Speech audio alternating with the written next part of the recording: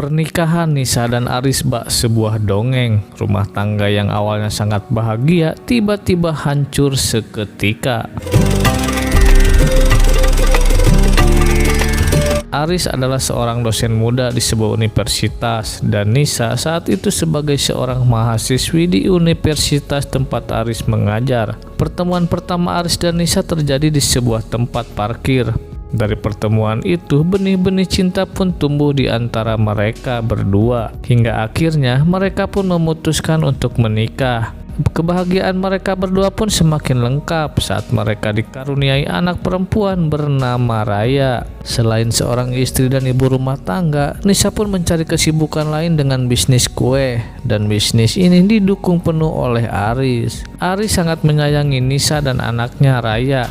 Aris adalah sosok suami idaman karena selain dia pintar, ia juga soleh dan sayang sama keluarga. Hingga suatu hari Nisa mendapat telepon dari ibunya di Salatiga. Sang ibu memberitahu Nisa kalau dia khawatir kepada Rani, adik Nisa, jika Rani harus ngekos sendirian saat kuliah di Semarang. Dan jika tidak keberatan, sang ibu mau menitipkan Rani untuk sementara tinggal di tempat Nisa dan Aris di Semarang. Awalnya Nisa ragu untuk menerima Rani tinggal bersamanya. Namun setelah Nisa dan Aris berdiskusi, akhirnya mereka pun memutuskan untuk menerima Rani. Dan mereka pun pergi ke Salatiga untuk menjemput Rani. Awalnya kehadiran Rani dalam keluarga Nisa dan Aris baik-baik saja, tak ada masalah karena Rani ini anak yang baik dan terlihat polos. Rani yang kuliah di tempat Aris mengajar, mereka berdua pun sering berangkat ke kampus bersama. Pada suatu hari, Rani yang pergi ke dapur dengan menggunakan pakaian seksi.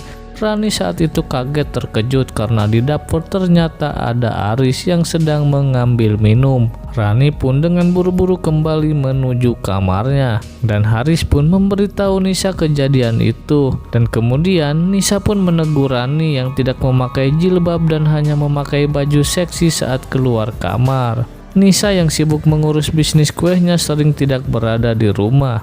Dan suatu hari saat Rani sedang mandi, tiba-tiba shower di kamar mandinya mati.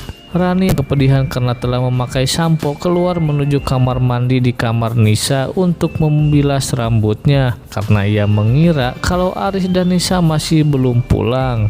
Namun saat ia keluar dari kamar mandi, Aris yang baru pulang menjemput Raya dari sekolah telah berada di kamarnya dan memandangi tubuh Rani yang saat itu hanya menggunakan handuk. Bisnis kue Nisa yang semakin berkembang membuatnya semakin sibuk.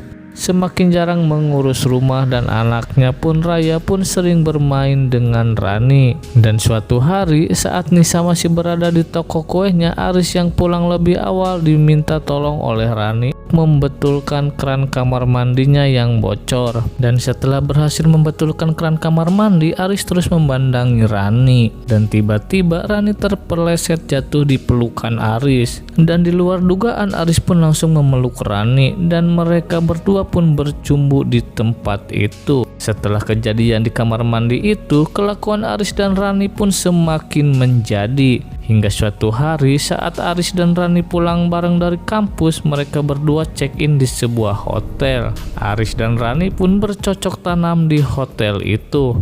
Tak sampai di situ saja, saat Nisa pergi ke Jogja untuk urusan bisnis kuenya, Aris dan Rani pun kembali bercocok tanam. Yang kali ini mereka lakukan di kamar Aris dan Nisa. Hari berganti hari, Nisa pun mulai curiga kepada Aris yang sikapnya berubah kepada Nisa.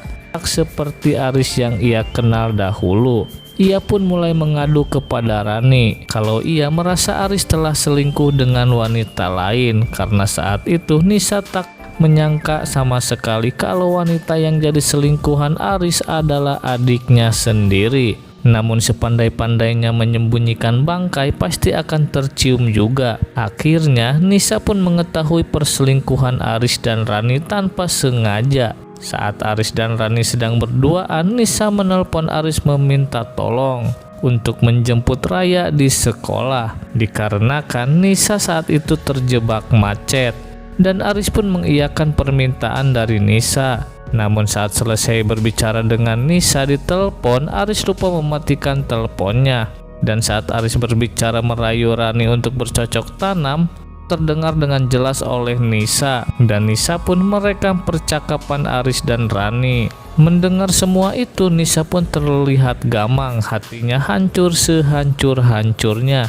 Dan saat di rumah, saat Nisa bertemu dengan Aris, Nisa marah besar kepada Aris. Dia tak menyangka kalau suami yang selama ini ia bangga-banggakan telah mengkhianatinya dengan cara yang sangat gila. Karena dari sekian banyak wanita yang bisa Aris selingkuhi, mengapa ia menyelingkuhi wanita yang sedarah dengan Nisa? Aris pun meminta maaf kepada Nisa yang terlihat marah dan mencoba menenangkan Nisa. Namun usaha Aris pun sia-sia, karena Nisa sudah tak bisa memaafkan Aris atas apa yang telah ia lakukan kepadanya. Hari berikutnya, Nisa pun melabrak Rani yang saat itu berada di rumah ibunya di Salatiga. Rani yang belum tahu kalau perselingkuhannya dengan Aris telah diketahui Nisa, ia pun menyambut baik kedatangan Nisa. Namun Nisa langsung memaki Rani, kenapa dia tega melakukan perselingkuhan itu padahal laki-laki itu adalah suami dari kakaknya dan kakak ipar dirinya.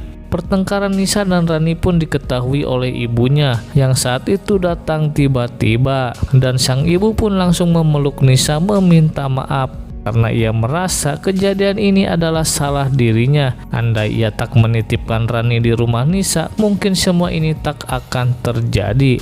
Dan si ibu pun memaki Rani. Si ibu merasa kalau ia telah gagal menjadi seorang ibu. Namun tiba-tiba ibu Rani dan Nisa pun pingsan dan dilarikan ke rumah sakit. Setelah beberapa hari menjalani perawatan, si ibu pun dibawa pulang ke rumah Nisa. Saat di rumah Nisa, si ibu pun memeluk Nisa dan Rani dan berkata beberapa kali untuk Rani dan Nisa tidak bertengkar lagi karena mereka adalah saudara kandung.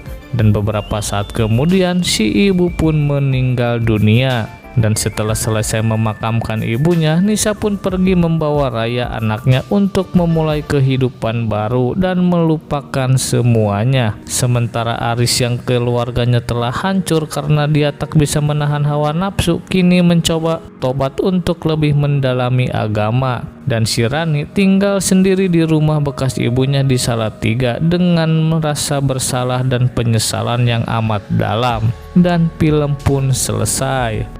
Dan untuk kalian yang ingin mengetahui alur cerita filmnya lebih detail dan lengkap, silahkan kalian tonton filmnya yang masih tayang di bioskop. Dan sampai jumpa di video saya selanjutnya.